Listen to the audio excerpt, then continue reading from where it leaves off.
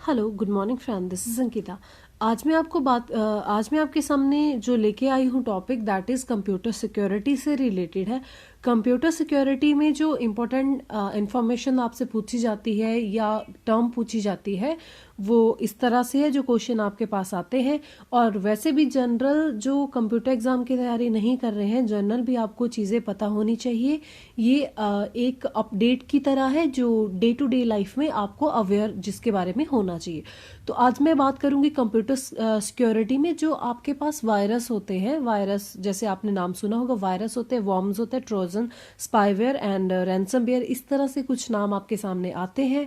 तो उनको किस तरह से कैटेगराइज किया गया है और ये चीज़ें कैसे हमारे जो सिस्टम है, पीसी है या मोबाइल फ़ोन है, किस तरह से इफ़ेक्ट हमारे चीज़ों को ये करती है।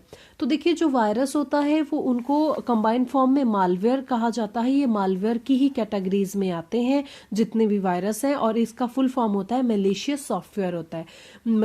इनका मालवेयर जो होते हैं वो किसी ना किसी रूप में हमारे जो एंड्रॉयड सिस्टम है, पीसी है, उस चीज़ को मतलब हानि पहुंचाते हैं। जैसे अपने आप को स्टोरेज को ब्लॉक कर देना, या कंप्यूटर सिक्योरिटी को हैक करना, या फिर जो आपकी मेमोरी होती है, इंटरनल स्टोरेज होती है, उसको फुल कर देना, फ़ोन को हैंग कर देना, ये सारी चीज़ें जो होती है मालवेयर जो होते हैं ये एक्टिविटी परफॉर्म करते हैं। तो सबसे पहले मालवेयर का जो टाइप है दैट इज़ वायरस। ये बहुत ही कॉमन है, जो सब जानते हैं वायरस होता है। जैसे ह्यूमन में आपने देखा होगा कि कोरोना वायरस है, तो ये एक लिविंग वायरस है जो ह्यूमन बॉडी में सर्वाइव करता है।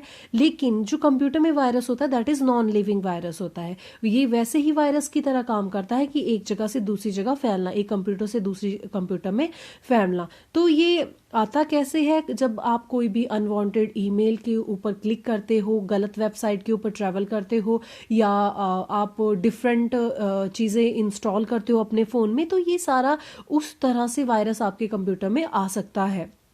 तो सबसे पहला यहाँ पे जो क्वेश्चन फॉर्म में बना, तो सबसे पहला वायरस था जो अमेरिका की डिफेंस में जो नेटवर्क, सबसे पहले आपने पढ़ा होगा कि इंटरनेट की खोज कहाँ हुई थी, अमेरिका में हुई थी। तो उन्होंने अपने डिफेंस सेक्टर के लिए जो है इंटरनेट का यूज़ किया था, जिसका नाम आरपा नेट था। ये सबसे पहला नेटवर्क था, और इसी नेटवर्क में जो सबसे पहला वायरस पाया गया था ये क्रीपर पाया गया था। क्रीपर, CRRPER, क्रीपर पाया गया था।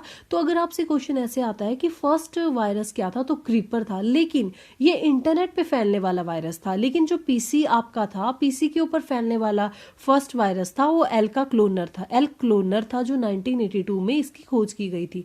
तो यहाँ से डिफ्रेंशिएट हम कर सकते हैं। जो क्रीपर है वो इंटरनेट पे फैलने वाला फर्स्ट वायरस है, एंड पीसी के ऊपर फैलने वाला अल्क क्लीनर पहला वायरस है। अब हम समझते हैं वॉर्म्स क्या होते हैं। जैसे वायरस तो आप समझ गए होंगे वॉर्म्स क्या होते हैं। वॉर्म्स भी वायरस का ही रूप होते हैं, लेकिन इनका नाम अलग क्यों रखा गया है और उनको अलग कैटेगरी में क्यों रखा गया है?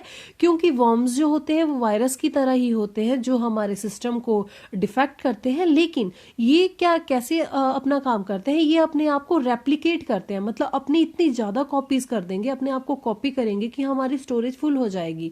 ठीक है, अपने आप को रेप्लिकेट बहुत ही स्पीड के साथ करेंगे। अगर वॉर्म्स आपके फ़ोन में या पीसी में आ गया है तो आपकी मेमोरी एकदम से फुल हो जाएगी, क्योंकि अपनी बहुत ज़्यादा कॉपीज आपकी हर फाइल में भेज देंगे। तो कुछ एग्जाम्पल है, जैसे वैगल है, आई लव यू है, मैरिस है, निम्डा है। ये निम्डा को लेके क्वेश्चन पूछा गया था कि निम्डा क्या है, वॉर्म्स है। तो आप समझ गए होंगे कि वॉर्म्स क्या होते हैं। रेप्लिकेटिंग और कॉपी यहाँ पे शब्द बहुत इंपॉर्टेंट है, जो इसकी आइडेंटिफिकेशन को बताता है कि वॉर्म्स जो होते हैं सेल्फ रेप्लिकेटिंग वायरस होते हैं जो अपने आप की बहुत ज़्यादा कॉपी कर लेते हैं। उसके बाद आता है ट्रोजन होता है। ट्रोजन हॉर्स बोलते हैं इसको फुल फॉर्म में। ट्रोजन हॉर्स अपने आप को रेप्लिकेट नहीं करते हैं, ये एक फेक सॉफ्टवेयर की तरह दिखते हैं। जैसे आपने देखा होगा, कई बार आप फ़ोन चला रहे होंगे तो आपके पास मैसेज आता है कि आपके फ़ोन में इतने वायरस हैं और आपके फ़ोन की मेमोरी स्लो हो रही है, या फिर जो भी एंड्रॉयड के ऊपर आप काम कर रहे हैं, जो भी आपके फ़ोन में एंड्रॉयड है वो बहुत ही स्लो वर्क कर रहा है। तो आपके पास मैसेज आता है कि आप ये सॉफ्टवेयर डाउनलोड कर लीजिए, जो आपके कंप्यूटर में या फ़ोन में जो वायरस है उनको रिमूव कर देगा। तो ये होते हैं फेक सॉफ्टवेयर, दिखते सॉफ्टवेयर की तरह है लेकिन ये फेक सॉफ्टवेयर होते हैं। जैसे ही आप गलती से इनको डाउनलोड कर देंगे तो ये क्या करेंगे, बस आपके जो सिस्टम है उसको और इफेक्ट कर देंगे, ठीक है।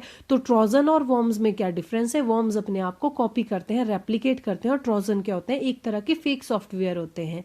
ओके, उसके बाद बात आती है स्पाईवेयर क्या होता है। स्पाईवेयर एक स्पेसिफिक टर्म्स होती है। स्पाईवेयर मतलब एक जासूस की तरह काम करता है। ये किसी पर्टिकुलर कंप्यूटर या किसी पर्सनल डाटा को स्टोर करवाने के लिए बनाया जाता है। मतलब किसी पर्टिकुलर कंप्यूटर को आपको हैक करना है तो स्पाईवेयर का यूज किया जाता है।